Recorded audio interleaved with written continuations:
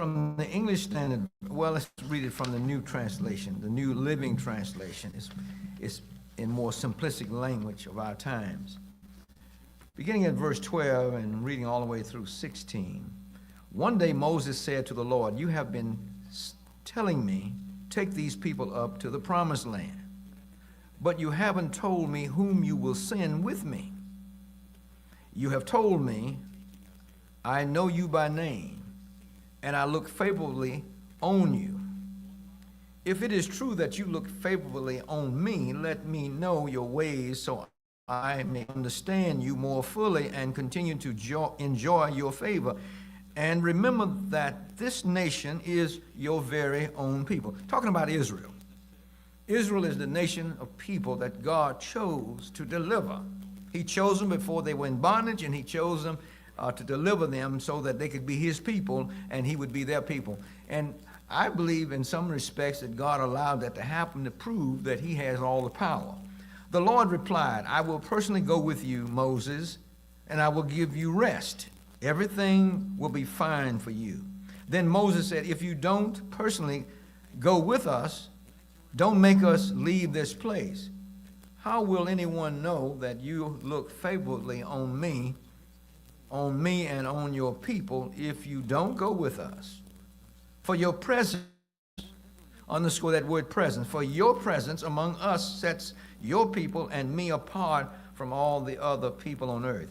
The Lord replied to Moses, I will indeed do what you have asked, for I look favorably on you, and I know you by name. Now Moses replied or responded, then show me your glorious presence. Now underscore presence again. Show me your glorious presence. I want to see you.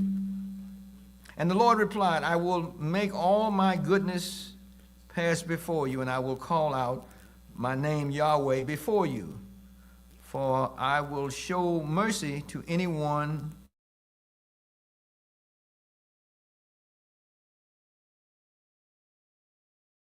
face, for no one may see me and live. Now that's the key to the whole lesson. The glory of the Lord is difficult to even describe. Describing God requires every word of the vocabulary, every description. He's that. Now, he says, now, I'm going to let you get a glimpse of me, but I'm not going to allow you to look in my face. Picture, Mr. Baskerville and Miss Thomas, when you walk out and look at the sun on whenever it's shining, especially like in July or June, and you look up, you can look at that sun for about 3-4 seconds at the most, and when you look down, you're blinded. And just think about it. That's one sun, and God, the sun to God is like a marble in his hand. The moon to God is like a marble in his hand. The planet Pluto is like a little marble. The earth is like a little marble, and even the United States is like a little pecan. Because God holds the whole world in his hand, because God is a spirit.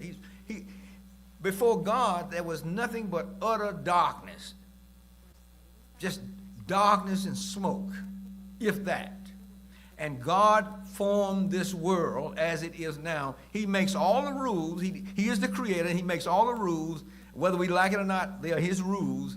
And if we want to be in good graces with him, we want to be in fellowship with him, we got to play ball with him. It's simple. Now, do I always like everything God wants me to do? No. And if people told the truth, they'd say the same thing I'm saying. All I'm saying is that if you look at 3 suns, you wouldn't be able to hold your eyes up there for 2 seconds. So God is saying that there's so much power.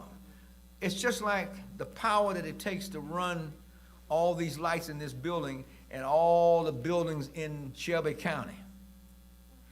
We couldn't look at that power. We couldn't even touch that power.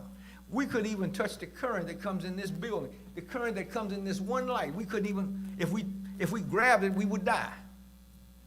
If we saw God in his splendor, in his majesty, in who he really is, in his splendor, his glory, we would all fall like dead people.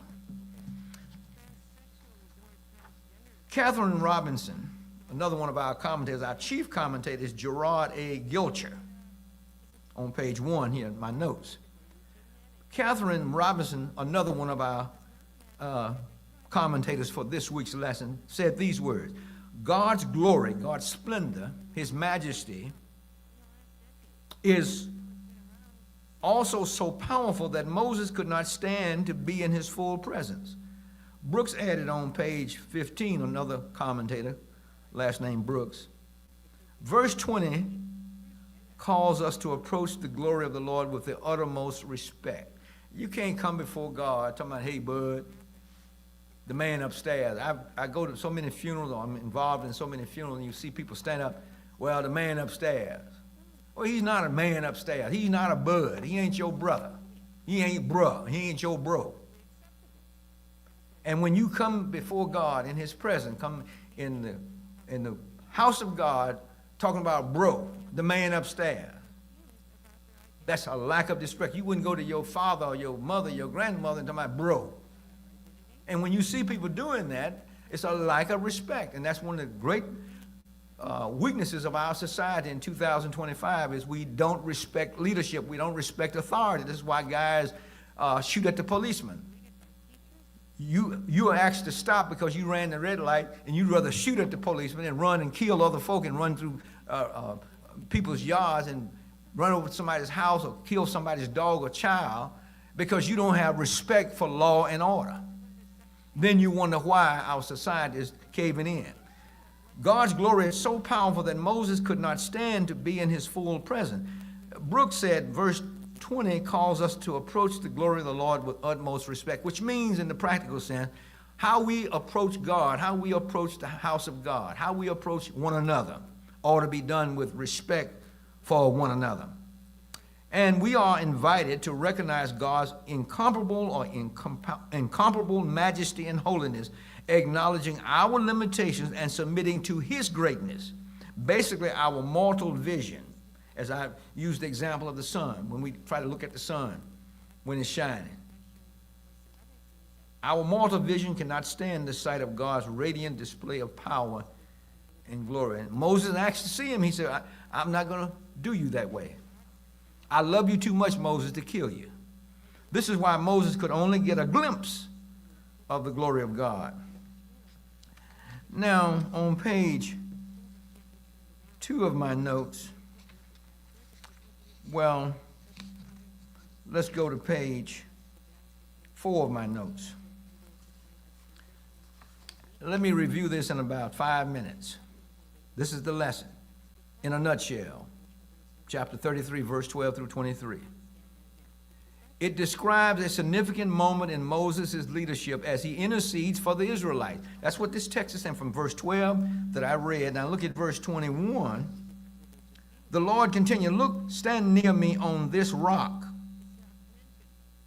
As my glorious presence passes by, I will hide you in the crevice, in the crack of the rock. That's what crevice means, a crack. It's just a crack. Because you can't stand to see the whole me. And cover you with my hand until I pass by. Then I will remove my hand and let you see me from behind, but my face will not be seen.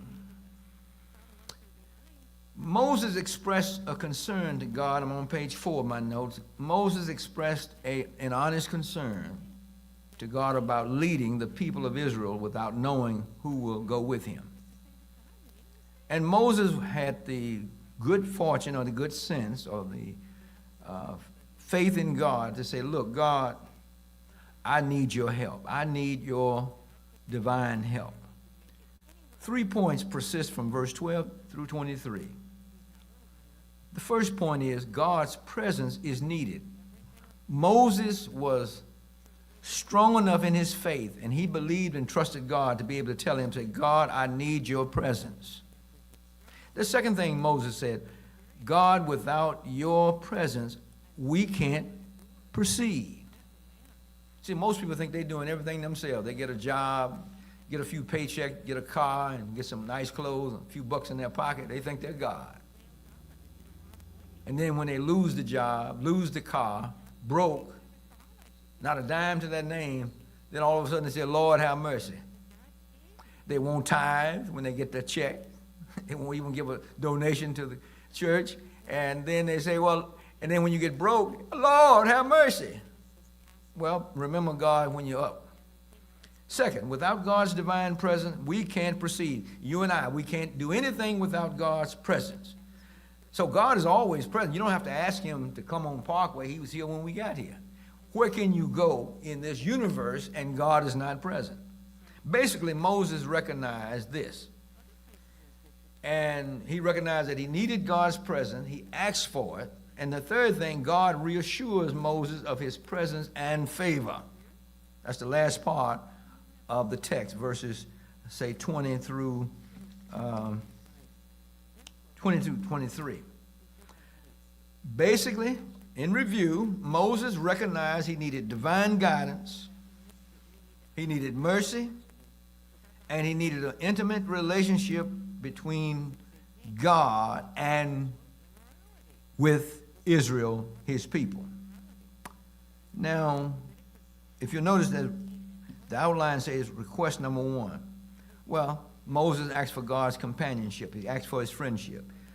Request number 2, God's presence was absolutely essential for any success. Request number 3, God's glory. Moses said, I need some show of your power. I need to see you, God. I need to feel your presence. And God granted him a portion of his request. He said, now, I can't let you look at me in the face because you can't stand it. And the last thing I want to say is on my notes on page 7 from the children's corner on page 19 of the expositor. Swale, another one of our commentators, makes 2 good points. First, teachers always urge students, or teachers should always urge students to ask questions and do so because someone else might have the same question. Usually when somebody don't ask me questions, if I'm teaching, they never ask me a question. Either they know everything or they don't really care about it.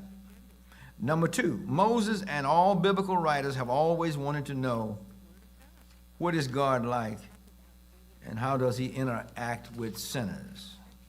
Well, he does it through his word, through the teachings of Christ, and through the power and the presence of the Holy Spirit. Basically, we might need to learn, be careful what you ask for, because if you get it, you might not can handle it.